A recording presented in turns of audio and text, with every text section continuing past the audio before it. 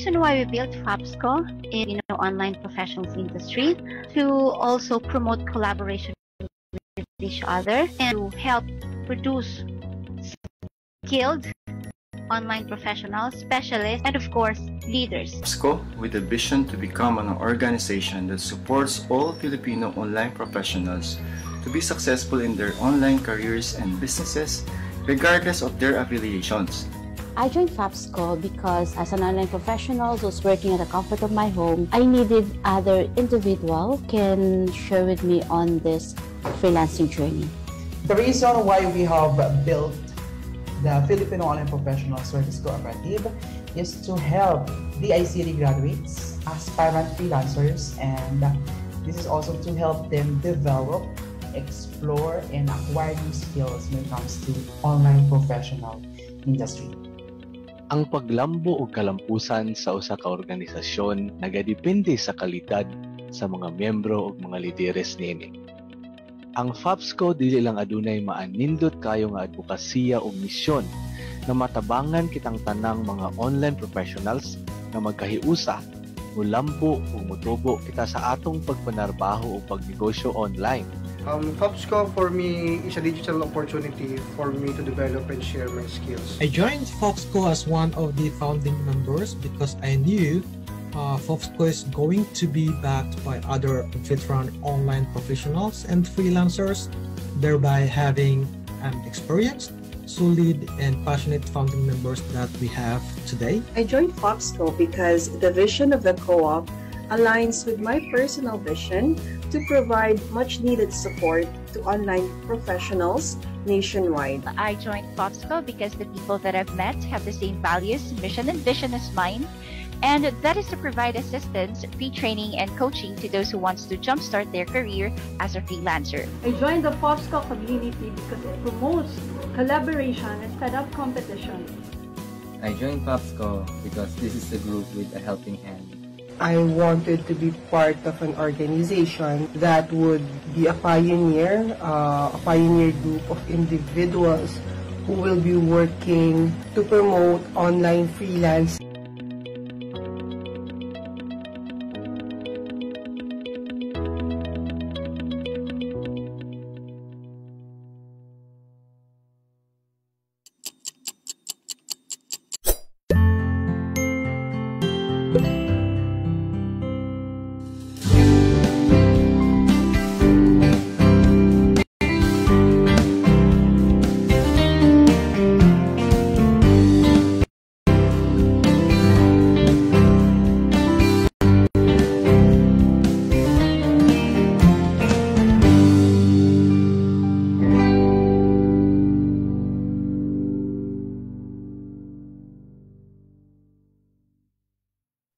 Hello everyone! Magandang gabi sa inyong lahat. Welcome to FAPSCO Friends and Online Professionals. This show is for you, and FAPSCO is brought to you by FAPSCO, the national-based cooperative for and by online professionals. And pag hindi pa kayo nakaka-like ng page namin, please like our page, facebook.com/fapsco.ph. And we are also available in Instagram, YouTube, LinkedIn, or you can visit our website, fapsco.ph.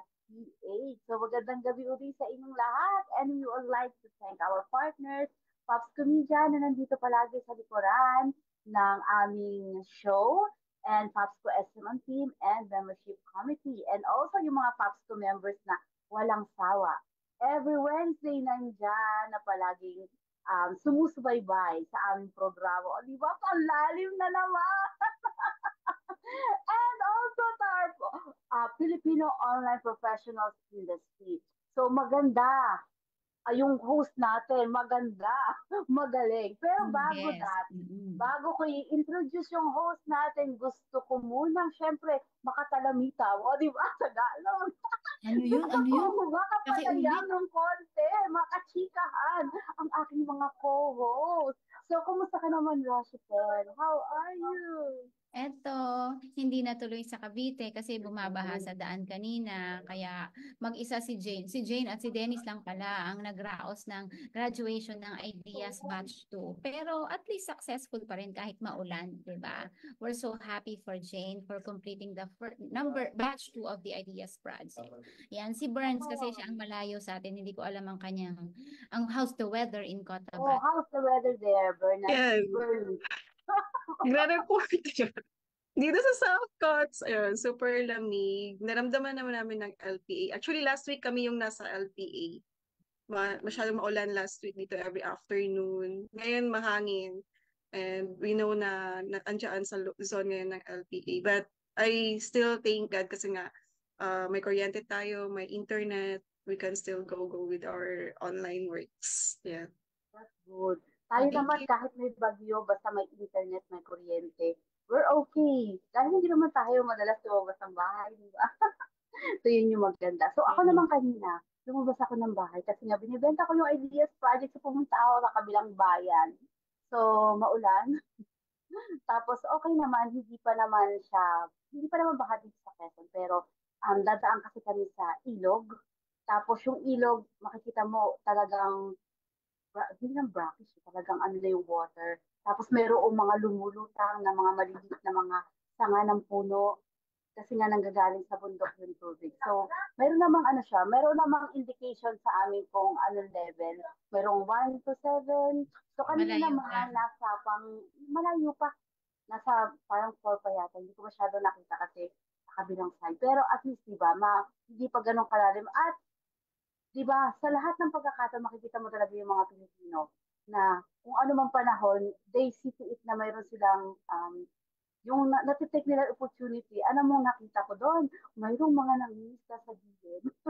Nakakatawa. So, tanong dati wala nangingisda, di ba? Siguro mayroong mga palaisdaan or may mga isda na lumalabas ngayon. So, may nangingisda sa gilid ng isa. Parang tatlo silang pulutong. Nung una, akala namin nangunguha ng mga kahoy na panggatong na inarad from the ilog. Pero nakikita namin, tinitisip, isda, tsaka may isda o, pala. diba? Ang chika ko! Okay, so pinapaano ko lang kayo mga online professionals para bago ko ipakilala, pinapaandam o pinapa-surprise natin. Surprise na, pero kita na. Nakikita na. Pero hindi ko pinapakilala, di ba? Malay mo. Di ba? So, ipapakilala ko na ngayon kung sino ba itong maganda na guest natin ngayon. Okay.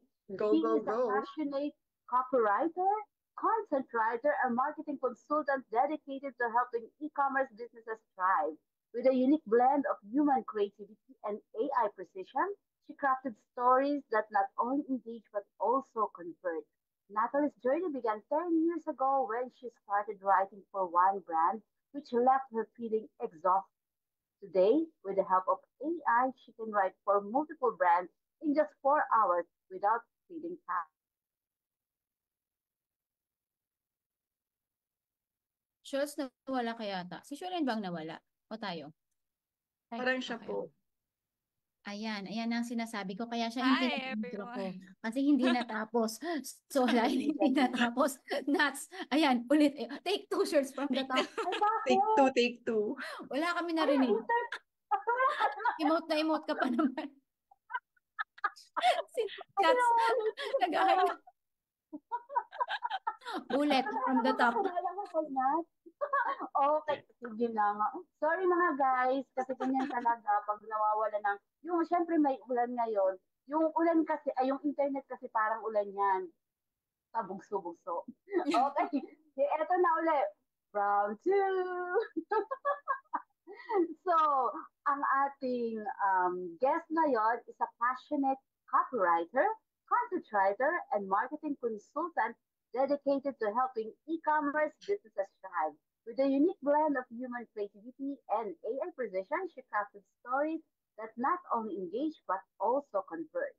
Natalie's journey began 10 years ago when she started writing for one brand, which left her feeling exhausted. Today, with the help of AI, she can write for multiple brands in just 4 hours without feeling tired. Her love for words and storytelling began at a young age, and over the years, this passion has evolved into a fulfilling career. Ayan! Okay, so, kumusta ka naman, Nat?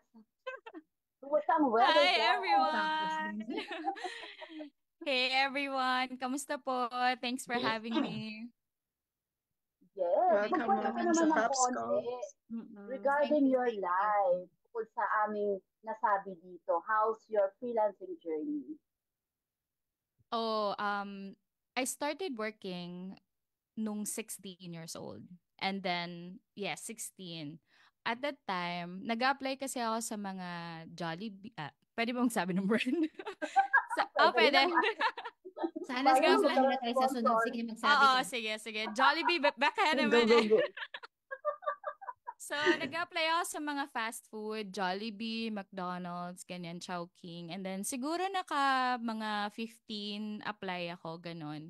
But, I high school grad lang kasi. So, hindi pa ako nakapag-enroll in college nung time na yon.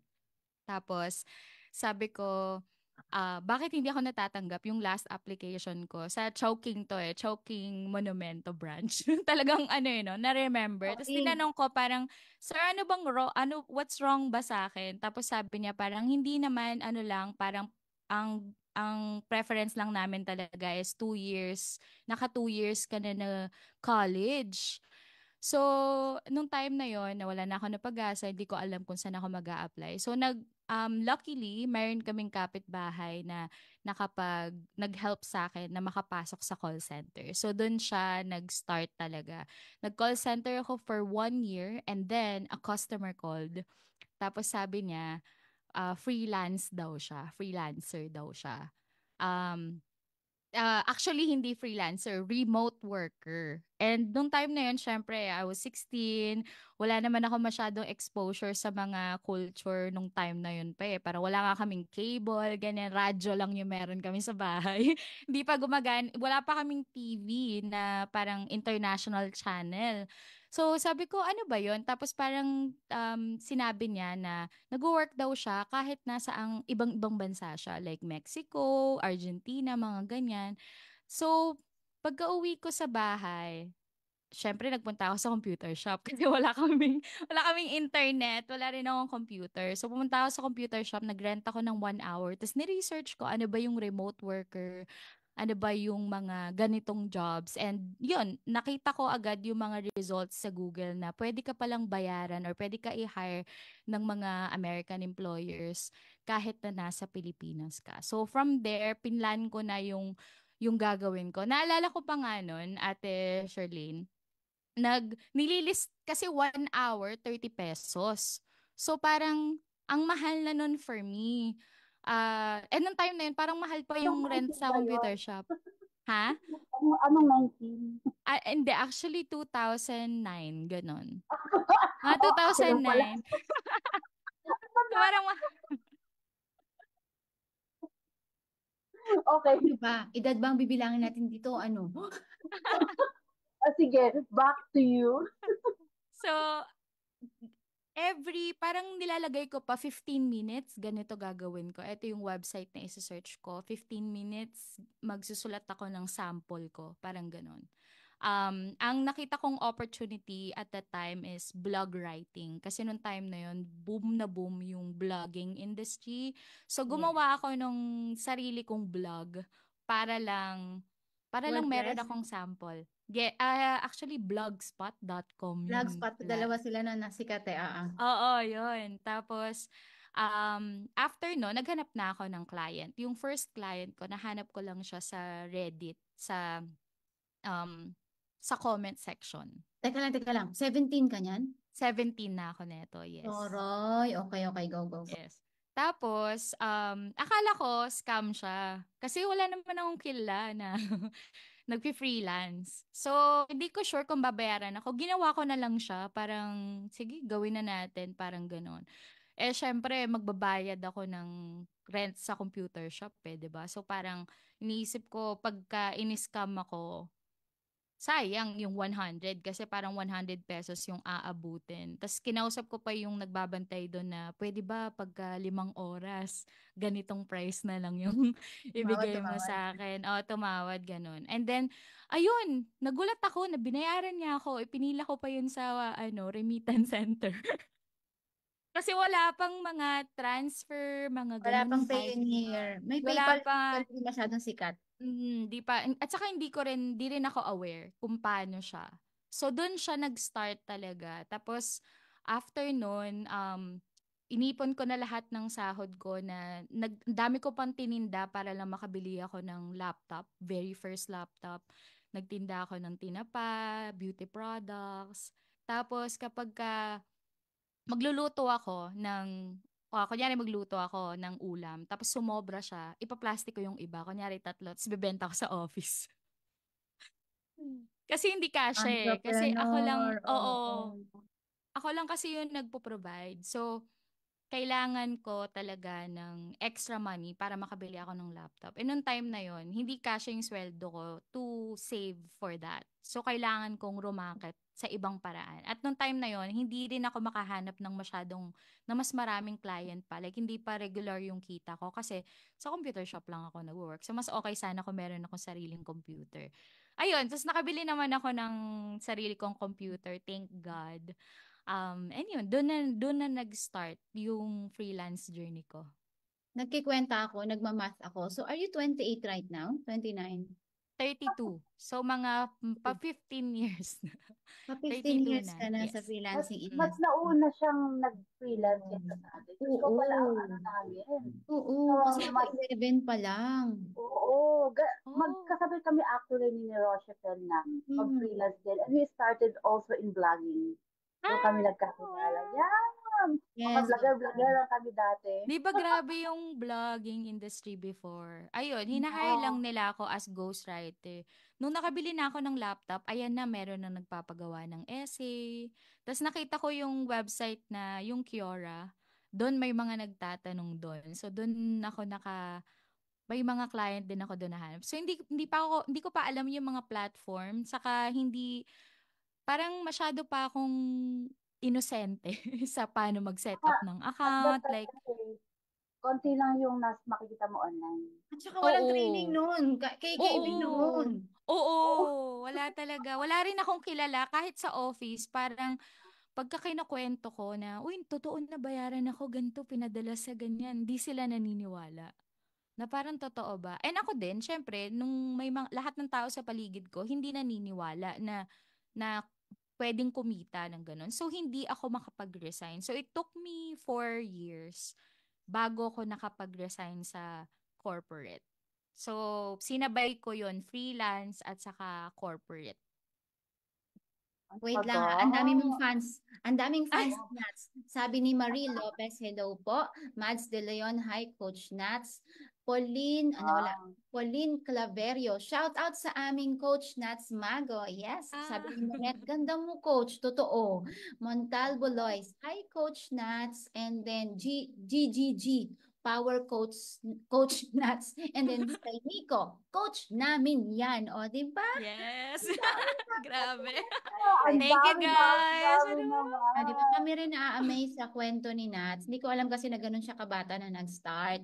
Alam ko matagal na siya sa industry. Hindi ko rin alam na 15 years na siya. So, paano ka naman napunta sa agency? Paano ka nag-transition? Kasi doon nga hindi ka How much more kung nag-agency ka? Ilan taon ka na sa online industry na na-realize mo na, pwede pala akong mag-agency. And how did you transition?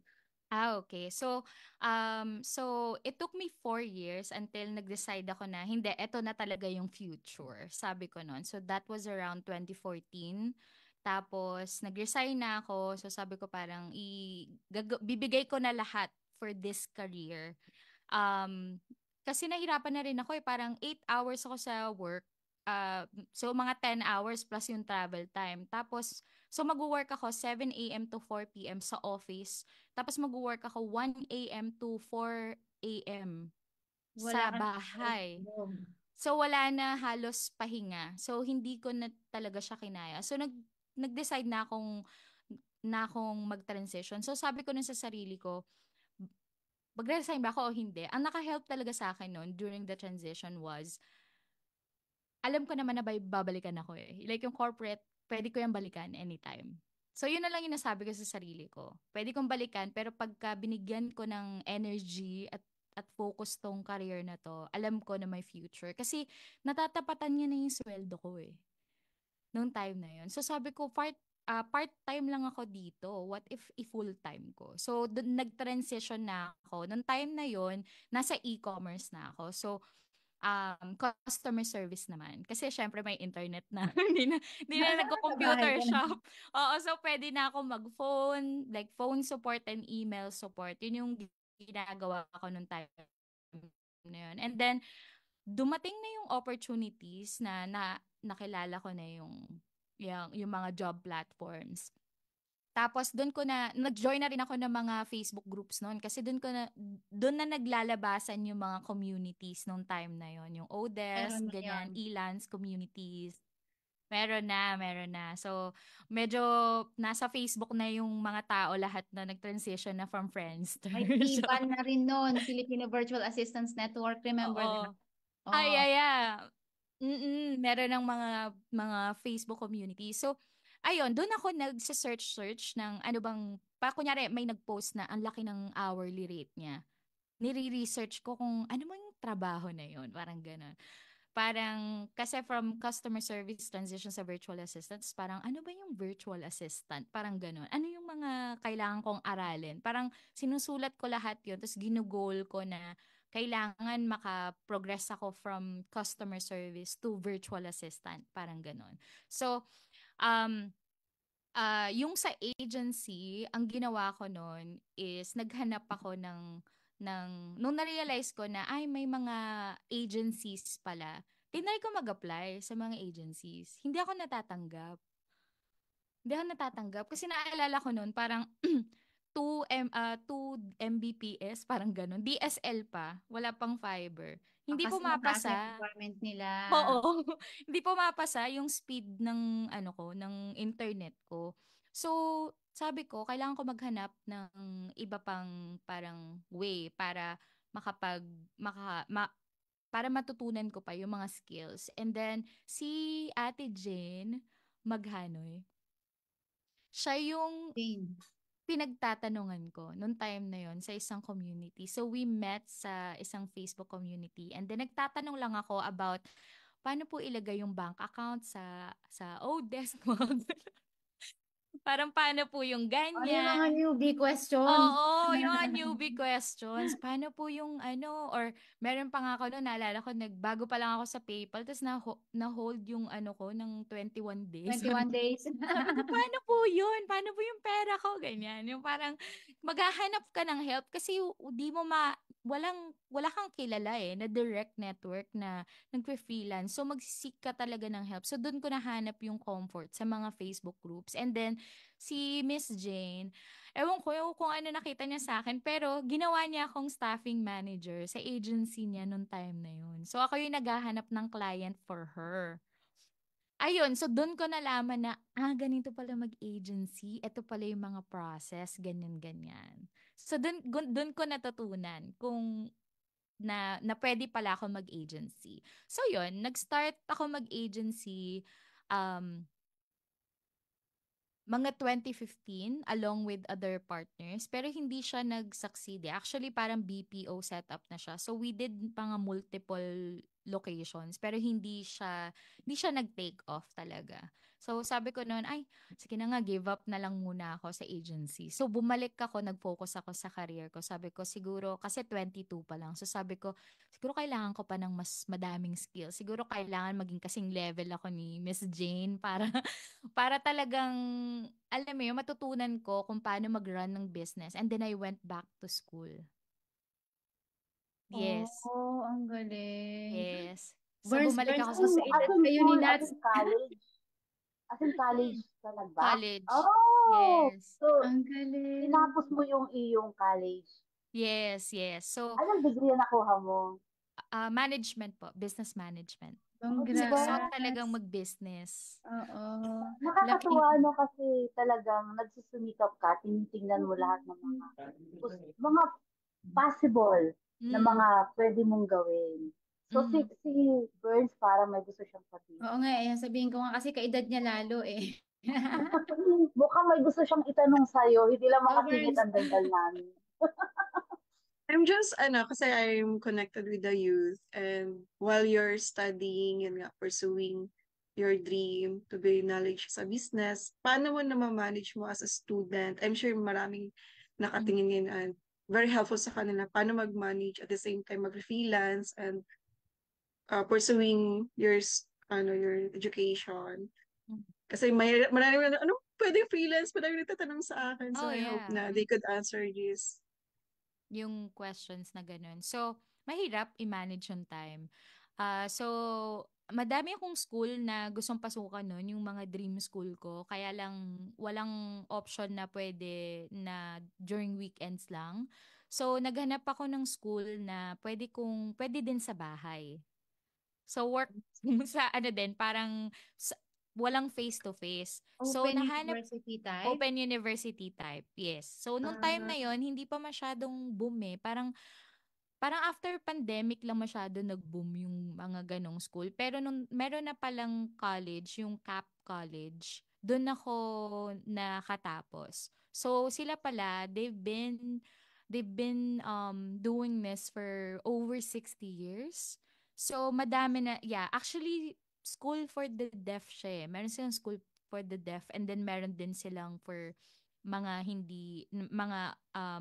nakakarinig naman. So, dalawa yung colleges nila. Nagtanong lang ako and ayun, nakapag-enroll ako sa kanila. So, ano lang siya, per module lang siya. So, gagawin mo talaga kung kailan ka lang available. Ilang taon mong tinapos yung degree?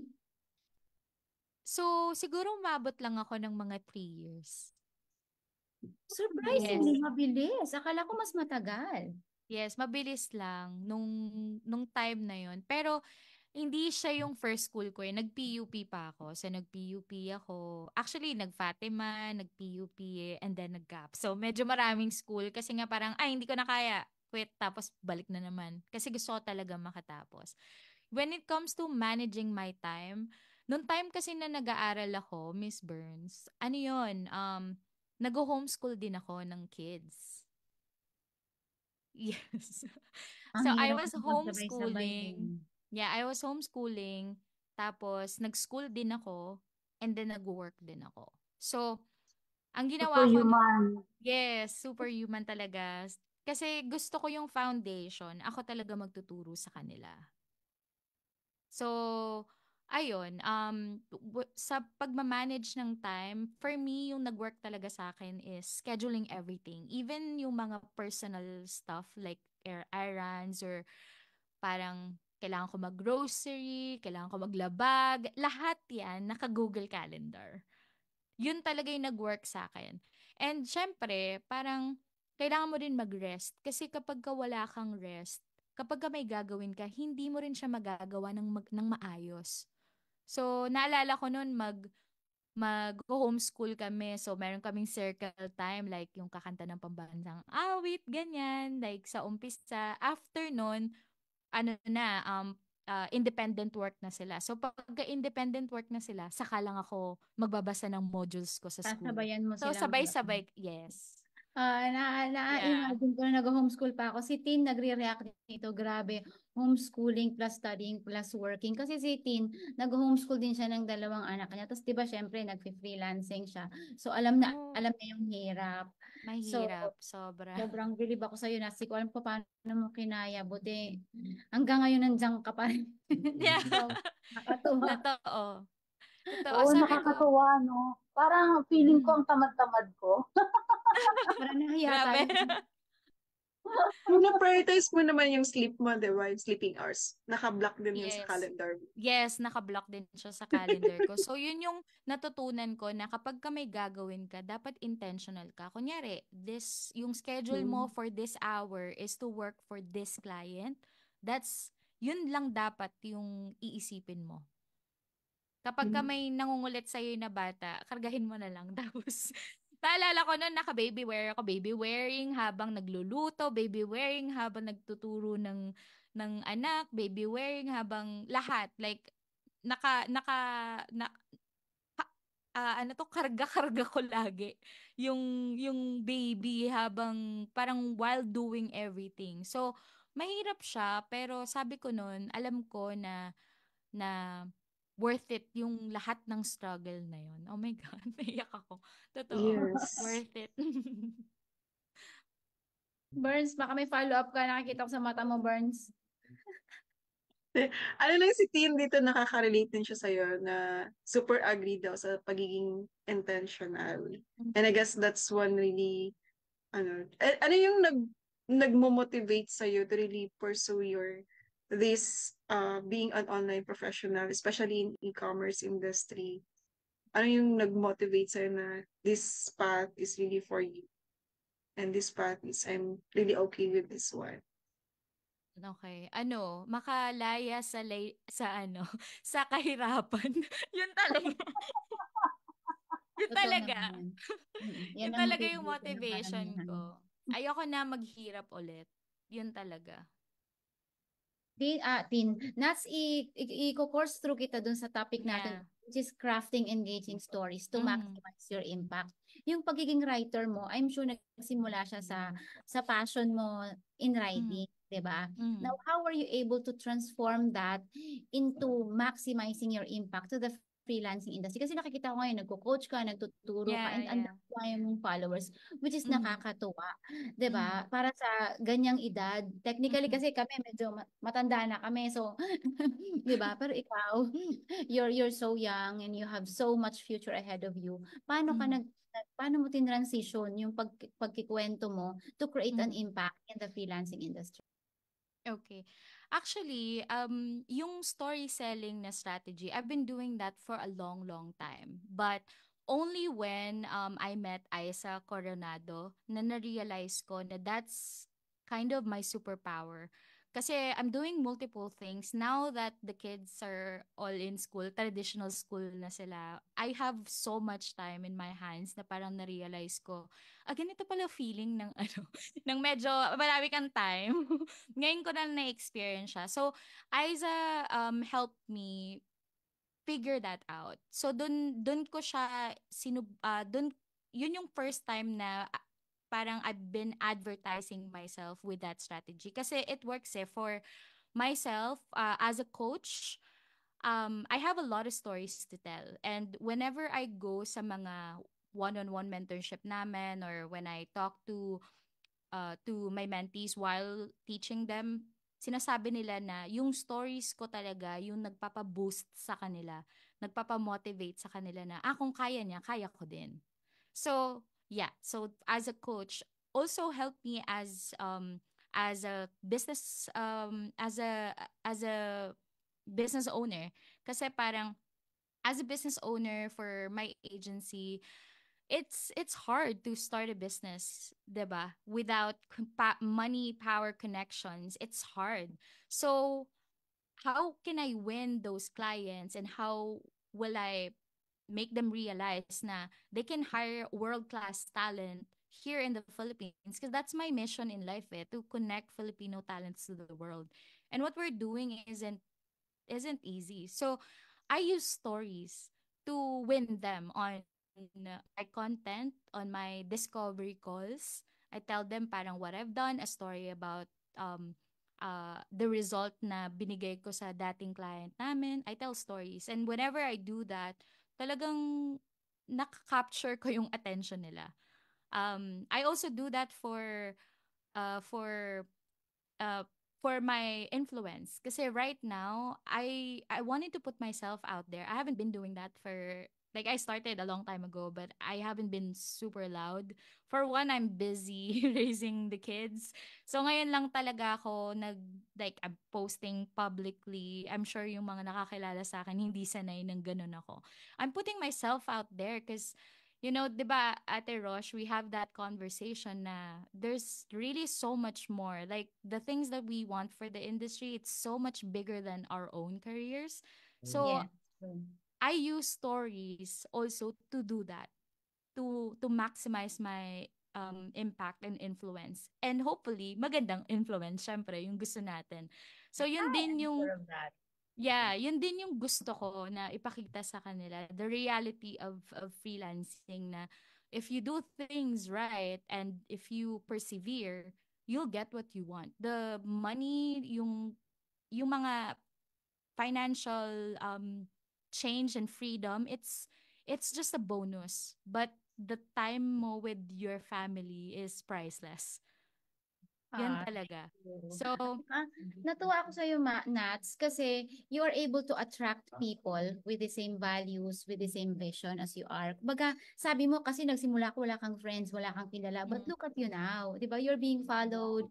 A lot of people look up to you. 'Di ba? Dito meron na naman tayong mga messages from Montalvo Lois. So, sa True Coach, your testimony inspires a lot of people. Is a powerful tool to make a difference. O, di ba? Tapos sabi rin ni Tin, so true. Motivation ko rin ito. So, siguro yung sinasabi mo kanina, yung kahirapan. Kasi yes. hindi naman tayo, mga Pinoy normally kasi hindi ganon, hindi tayo, karamihan sa atin, hindi lumaki na, alam mo yun, may gintong kutsara daw sa bibig. So, karamihan sa atin nang galing, sabi mo nga, yung term na ginamit mo, laylayan. Yeah. Laylayan. Laylayan talaga ng mo rin yun. lipunan. Oo. Luzon, Visayas, Mindanao, konti lang yung medyo Totoo. may kayang konti sa buhay na nagsimula. 'Di ba? Sa freelancing industry, most of us can relate na ang talagang motivation natin kumita ng pera. Naalala ko nga yung meme na kumakalat na yon, na ano yun, yung parang gustong-gusto mo magtrabaho pero na-realize mo na yung trabaho pala enough lang para hindi ka mamatay. Parang sakit niya. Aray, parang ganon. Totoo siya. Totoo. Wage lang yun eh. Tapos nakita ko yung movie ticket ngayon, magkano na 420 pesos. Oh. Di ba? Eh ang minimum wage ngayon is 580 sa Manila. Sa probinsya nasa mga 520. Tapos paano ka manonood ng sine? How can you at least even treat yourself out, 'di ba? Kung ganun lang yung kikitain.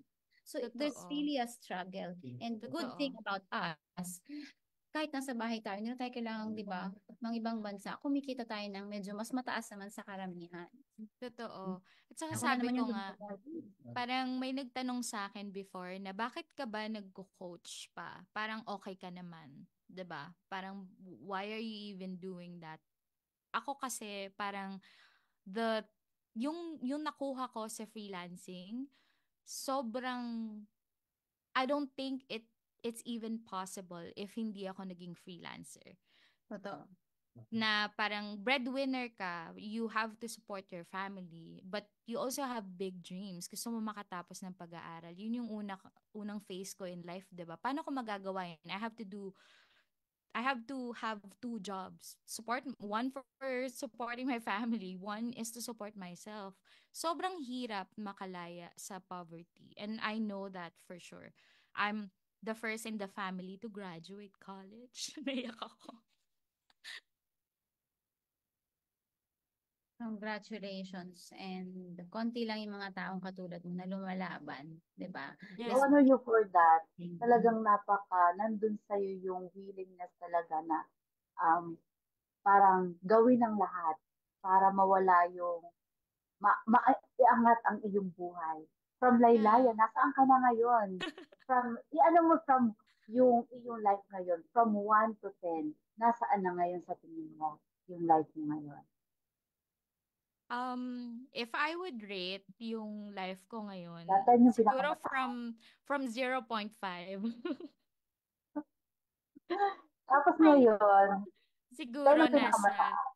siguro nasa 9 na. Yes, yeah, I like love nasa 9 na. Congrats. Yeah. Like I'm only working 2 to 4 hours a day. I'm not tired or exhausted. I can do multiple things.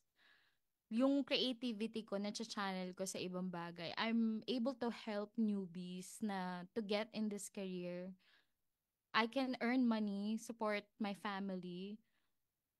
And we've achieved so much in the last decade of my life. Like yung kapatid ko pa-graduate na this August. So ayun, parang dalawa na kami tutulong sa family. Sobrang sobrang worth it lahat ng sacrifice at yung hirap, yung puyat, pagod, lahat super worth it. And gusto kong turuan yung mga tao na katulad ko na yung wala masyadong knowledge kasi I started there as a high school graduate. And mahirap eh. Mahirap kasi nahihiya magtanong, 'di ba? Nahihiya mag-reach out sa mga Masusungit pa tao. sila noong mga panahon na yon. Hindi sila Kaya, Yung mga unang freelancer dati, hindi sila newbie friendly. Hindi mm, kagaya ngayon. kaya ako noon, natatakot ka magtanong. pag magre-reach out ako, talagang nilalambingan ko, yung talagang nilambing ko yung mga tao sa Facebook para sagutin yung tanong ko, ganyan. So, ayun, I'm grateful sa mga tao na pumansin sa akin. And ako gusto ko maging ganong tao for other people. Giving back to the community. Yes, Yun yung giving try back. mo ngayon. Yeah, Okay, diba? so, di ba nag-started ka as 15 years old, di ba? 17 sa freelance. 17 years old. 17. Mali Minor pa de ako. edad. 17 years old ka Underage. nag-start. Tapos, sa ngayon, di ba, ang dami mga pinagdaanan. Ano sa masasabi mo yung pinaka-unforgettable moment mo sa iyong freelancing journey? Nung na-realize ko yung value ng oras. Nung time na I was working 16-hour days, kasi dumating ako sa phase na alipin ng salapi, naramdaman mo na parang, oh, kaya ko nabilin yung mundo. Charot. Totoo yan. Yung para kang mauubusan ng pera. So, tanggap 22 ka ng hours tanggap. trabaho. Grabe. Tanggap ka ng tanggap kasi napakadaming opportunity eh. Hindi na uubos. So that was mga 2016 eh.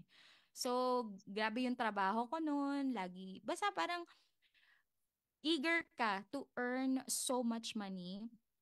And yung unforgettable moment ko noon was, ano yun eh, December 23, magpapasko na. December 24. So parang, ano na, Noche Buena na. Magno-Noche Buena sa gabi. Ay, kinagabihan nun, magno-Noche Buena. And then, inatake yung lola ko ng aneurysm. Yeah. And then, nung umaga nun, bago ako matulog, sabi ko, inang hintayin mo ko kasi tapusin ko lang tong work ko. And then, pagkatapos ng work ko, hala, ano ba yan? Iiyak na naman ako. Pagkatapos ng work ko, mamamalengke na tayo, sabi ko sa kanya. Tapos, after ng work ko, kasi every Christmas, ang binigay ko kasi sa kanya is card, tapos lagyan ko ng pera. Tapos magsusulat ako ng sobrang habang letter. Kasi lahat yun, tinitreasure niya. Yung mga sinusulat ko. And then, tinanong niya ako, pumasok siya sa kwarto, tapos tinanong niya ako kung about daw magkape, breakfast, ano na ba yung gusto ko. Kasi ganun yun eh, yung parang lagi siyang tinatanong niya kung gutom ba ako para make sure na okay ako lagi. Tapos sabi ko, later na lang, ganyan. And sa sobrang pagod, nakatulog ako. Pagkagising ko, ayun na, inatake na siya, ginigising ko ng nanay ko na ayan na nga, na inatake na siya. Tapos sobrang grabe yung ano ko noon, yung pagbaba ko. Ano ba tayo? Humaripas ka ng takbo ba yun? Tawag doon. Yung parang ako superhero na Adrenaline parang lumipad rush. ako. Oo, yung adrenaline rush. Adrenaline. Ano yun, bumaba ako, binuhat namin siya, tapos nagpunta kami ng ospital. Tapos, ang laki na ng kinikita ko noon. Super okay na ako. Pero, na-realize ko, wala ako masyadong time. So, yun. Syempre, eventually, ayun, nawala din siya after a couple of days. Tapos, nawala din lahat ng kinita ko at inipon ko in just 3 days. 3 days. Ubos lahat.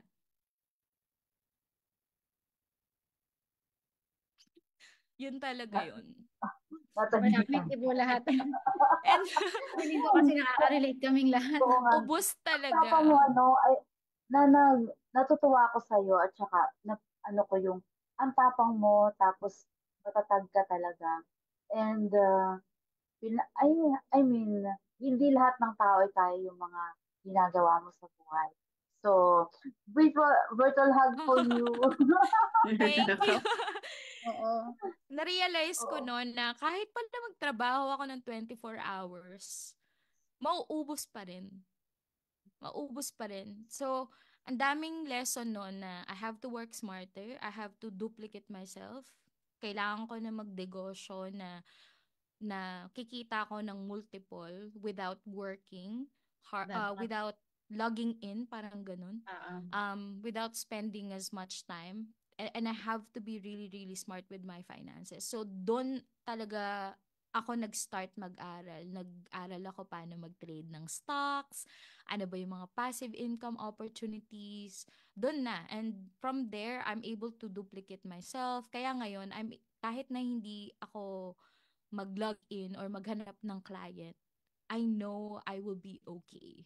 Yun talaga yung, kasi parang, pag isang sakit lang magkasakit ng isa sa pamilya, ubos Sobrang ganun kamahal yung ganong expense. And, ayun, parang, yung lola ko kasi, alam ko na ayaw niya magpagastos or ayaw niya ng mga ganong sacrifice. Sobrang blessed din ako na yung lola ko andyan talaga siya sa tabi ko ever since. So, ang laki din ng tinuro niya sa akin na lesson nung nawala siya. Sobrang laki. And from there, dun na parang nag-take off yung parang career ko na parang hindi ko na kailangan mag-work ng ganun kadami. O everyday, parang pwede na ako mag-stop, pwede ako magbakasyon, pwede akong kahit hindi ako mag-work ngayon, okay lang. Ayun. So, yun yung greatest lesson talaga na natutunan ko as a freelancer. Diba? Feeling ko kasi lahat naman tayo dumadaan sa ganun. Yung first phase, yun yung excited ka pa kasi hindi mo pa alam. So, gusto mong kumita ng malaki. Tapos, pag marunong ka na, alam mo na kung paano kumuha ng kliyente, kikita ka naman ng malaki. So, parang minsan nagiging greedy ka rin kasi hindi mo, first time mo di ba? Excited ka ganun talaga So, gusto mo kuhanin lahat ng kliyente para kumita ka. And then you'll realize, hindi pala nakakabili ng pahinga yung pera. Yeah, totoo. Nakakabili ng valuable time with your family. Diba? Hindi nakakabili ng good health. So, yun. So, maglalaylo ka kasi natututo ka that your life and your family is more valuable than the money that you're earning, than the dollars that you're earning. Diba? So, maglalaylo ka ngayon. So, talagang maraming ituturo ang freelancing industry sa atin. As long as, tayo, diba? We are looking at it in the positive way. Yung iba kasi nasusunog, natatakot, nadadala. Mga ganong mga pangyayari sa buhay. Totoo So, yun. I'm sure yung mga nanonood sa atin dito, ramdam na yung kwento mo. Virtual hug daw sabi ni Marie, yakap sabi ni Pauline, sabi ni Montalvo Lois, virtual hugs.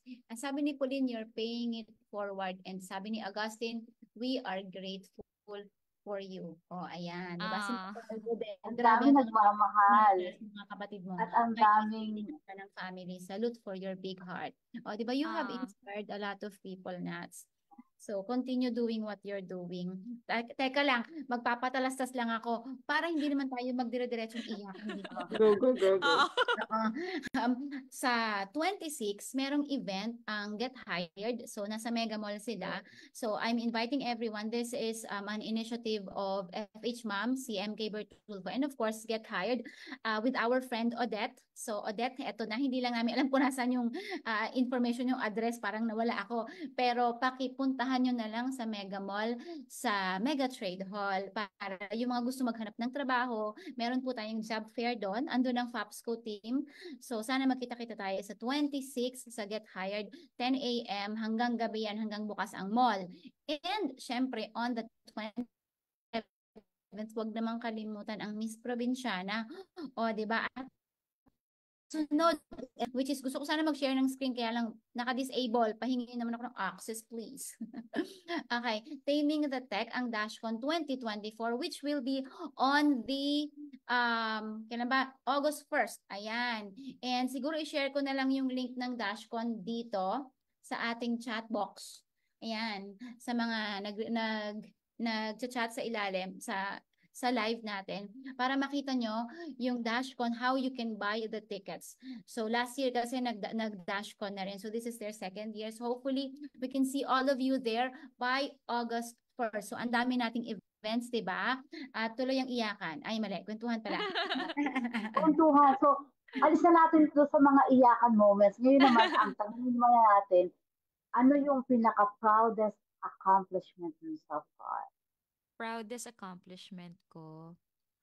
Um, di ako makapili. Ang dami. Charot! Pwede mo Charot namang lang. marami, di ba? Honestly, yung makatapos lang talaga ako ng pag-aaral. Yun yung pinaka proudest accomplishment ko. Nung una nga, naalala ko nung nagmamarch ako noon, sabi ko, ay hindi naman ako maiiyak eh, ganyan ganyan. Kasi ano na ako, ang tanda ko na. Tapos yung parang akala ko hindi ko siya ma-appreciate ng ganun. Pero nung nandun na ako sa graduation ceremony, sobrang naiyak talaga ako. Lalo na nung nakuha ko na yung diploma ko. Tapos, nakita ko pa yung graduation pictures ko. Yun yung proudest accomplishment ko. Kasi, yun yung regalo ko sa mga magulang ko. Na kahit na mahirap ang buhay, nakatapos, kinaya. Yun talaga, out of sa lahat ng accomplishment ko, yun talaga. Kasi gusto ko masabi sa mga anak ko na, oh, 'di ba ako nga kinaya ko, oh, nagtatrabaho, work and at Working the same student. Yeah. time, oh, ikaw study lang, ganun. Para mapagalitan pala. Pero yun po talaga yung pinaka proudest accomplishment ko, yung nakatapos ako ng pag-aaral kahit na sobrang hirap. Habang nagkukwento si Nats, parang nagre-replay, parang MMK ang dating nagre-replay sa utak ko yung sinasabi niya. Umiiyak siya. Nialala ko yung graduation. Sabi ko, bakit di ako naiyak nun? Working student din naman ako. Wala din ako. Nakangiti ako, no? Parang ang saya-saya ko. Walang ganun mo. Wala, Wala din siya ako kasi ang nakita dami niyang nakakangiti. pinagdaanan eh. O kasi nakailang school siya. Nag-PUP Mm. graduate din ako, Nats. Oh. Pero PUP din PUP ako. Bataan. Mm-mm. Yeah, PUP Santa Mesa ako. Doon ako until third year and then lumipat na ako kasi hindi ko na kinaya yung Santa Mesa. Ang layo kasi Grabe ng travel. So yun yung talagang pinaka proudest accomplishment ko kasi for me knowledge talaga is power. Hindi naman parang yung mga nakatapos lang yung kasi pinrove ko naman sa sarili ko pero ang gusto kong mapakita sa mga tao is kahit na meron na akong thriving career, pinush ko pa din na makapag-aral. Yes. Burns, baka meron ka pang isang last na tanong. Ang gusto ko tanungin, I really always ask this, ano yung mga non-negotiable values mo na really stand on your journey sa remote work, freelance, in having agency? Nadala mo talaga yung values na yun sa life. Mga pinapahalagahan mo. Especially with the characters. Honesty ba? Or ano man yun. So yun. Oh, okay. So, ayun, number one, honesty talaga. Like, ako na, kapag first time ko na mag-apply sa client, tapos kung naalala ko dati, tinanong ako kung may experience ba ako, I can easily say na, ay, meron akong experience. Kaya ko yan. Pero sinasabi ko sa kanila na wala, but nag-aral ako. Ito yung kaya kong gawin na output. Gumawa ako ng sample. Like, naalala niyo po, di ba gumawa ako ng blog ko para pang sample lang. So, ganun. So, yun talaga number one, honesty. Kasi, parang, para din hindi mag-expect yung client ng sobrang taas from you. Tapos, hindi ka pala makakapag-provide. At least, alam niyan that you're learning, mag-guide ka niya.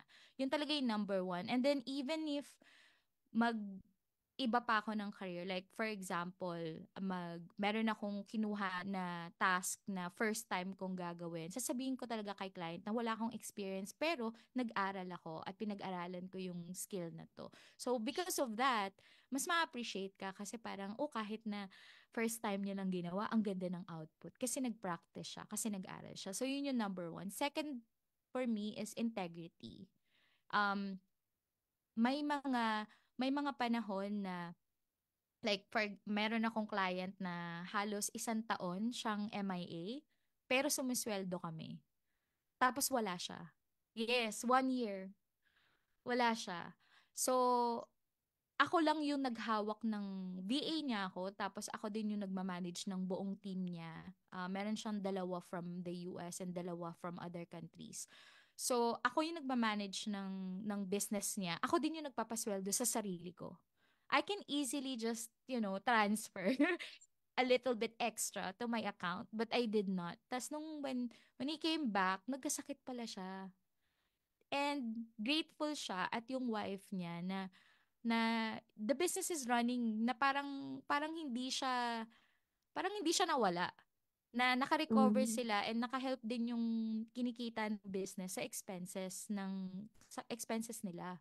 So, yun, yung integrity talaga. And because of that, syempre, maganda din yung makukuha mo na feedback from client, i-refer ka din ng client sa ibang tao. So, yun yung pangalawa. And third, for me talaga, is yung values ng tribe, yung always come from the place of help. Yun talaga yung yun yung lagi siya nagpe-play sa utak ko, na wherever I go, even if I'm speaking to a client, a business partner, to my mentees, always come from the place of help talaga. Kasi you don't know kung ano yung difference ng life nila kapag ka na-achieve nila yun eh. Kapag ka na-achieve nila yung success, kapag ka nakaalis sila sa sitwasyon na or mas naging better yung sitwasyon nila. Hindi mo alam yung difference nun sa buong pamilya nila. So, yun yung talagang ewan ko kung character ba yon or values ba yon, pero yun yung parang pang third ko. Kasi honestly, kung kunyari hindi ako pinansin ni Miss Jane, hindi ko matututunan kung paano ba mag-run ng agency. So, yun parang yung isang reply mo or message mo sa isang tao, it can make a big difference 'di ba? So, ayun, yun yung tatlo ko, Miss Burns.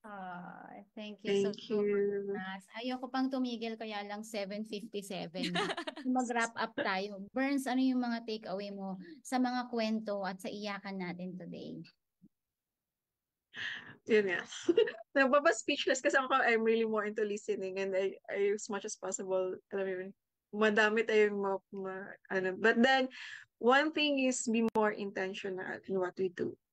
Kasi that's really help us to organize our time, doing our schedule on time, and at the same time, be intentional also with relationships. Kasi yun yung nasa third value mo, diba? So, really don't be afraid to ask. And also, help. Kasi natulungan din tayo. So, I'm so thankful with that. Nats, for tonight's talk. Kasi deep, and we know that it is tested and proven in time. And nakikita sa mga nagsusupport sa'yo ngayon, nagka-follow, how they really love you, and andun sila all out ngayon dito, nagko-comment. Thank you so much. Thank you, Burns. Ikaw naman, Charles. Sa akin naman, sometimes God sometimes tell us no because there is something better for us na pinipare niya para sa atin, di ba? Kasi sa kwento ni Nats kanina, hindi naman palaging yes yung binibigay ni Lord sa kanya, di ba? Pero through that, hindi siya sumuko. Dahil sa hindi siya sumuko, mas better pa yung nakuha niya, di ba?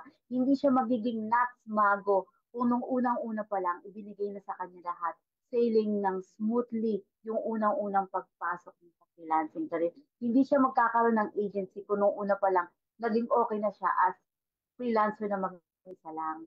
So yun, there's always a better na ibibigay ni Lord sa atin kapag nag-say siya. Kaya kailangan magpupursige lang tayo. Totoo yan. Agree ako dyan. Thank you, Charles. And Nats, any parting message para doon sa mga naghihintay pa, na nakikinig pa hanggang ngayon? Sabi nga nila dito, bias daw sila sa iyo. At hindi daw sila nagkamali. Diba? Ang daming patok. Thank you. Kami rin, bias kami kay Nats. So, go ahead, please.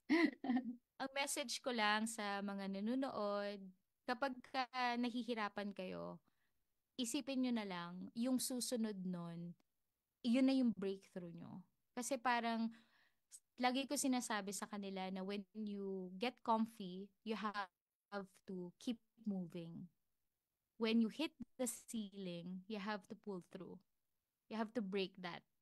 So, kapag na-experience mo na yung hardships, doon mo na i-look forward yung mga susunod nun. Kasi nire-reward ni Lord yung mga hardworking people.